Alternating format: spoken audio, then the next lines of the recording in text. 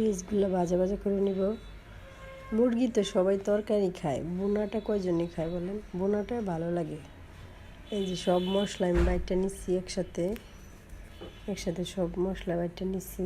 এখন একসাথে সব দিয়ে দিলাম।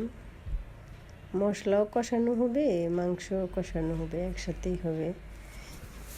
আমার কাছে ঝুলের থেকে বোনাটাই ভালো লাগে। বোনাটা অল্প একটু দিয়ে ভাত খাওয়া যায়, সেই জন্য আমি বোনাটা করি মাঝে মধ্যে। দেখুন ভাজা ভাজা করে নিব, একটু ভাজা ভাজা করে নিব। ভাজা ভাজা করে নিলে মশলার গ্রান্ড আর থাকবে না।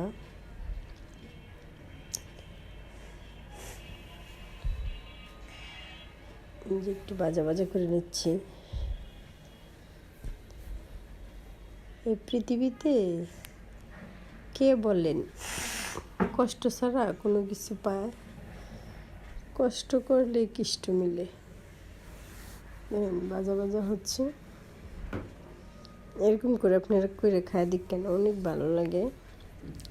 অল্প একটু মশলা দিয়েই মাখা মাখা করে ভাত খাওয়া যায়। ঝুলের তরকারি আমি মনে করি ঝুলের তরকারি বেশি লাগে, এগুলো বেশি লাগে না।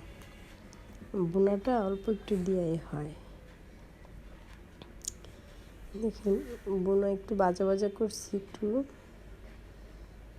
এখন ঝোলটা দিয়ে দিব। আমি মশলাটা যে বাড়ছিলাম সেটার পানিটা দিয়ে দিলাম, ঝোল দিয়ে দিব।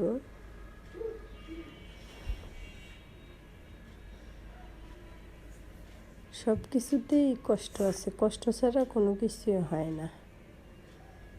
সে কষ্টটাকে নিজের মধ্যে অ্যাকসেপ্ট করে নিতে হয়, তাহলেই সব কিছু সহজ মনে হয়। আর কষ্ট করে এটা করব না তাহলে তো আর হবে না। এখন তেলটা নিচের থেকে তেলটা বাইসে উঠছে। আমি কিন্তু আর ঝোল দিই নাই, ওটুক দিয়েই হয়েছে। দেখেন কি সুন্দর বোনা হয়ে গেছে। এই মশলাটা, এই মশলা অল্প একটু দিয়ে আপনি মাখা মাখা করে খাইতে পারবেন। এই যে দেখেন মশলাটা কত সুন্দর হয়ে গেছে।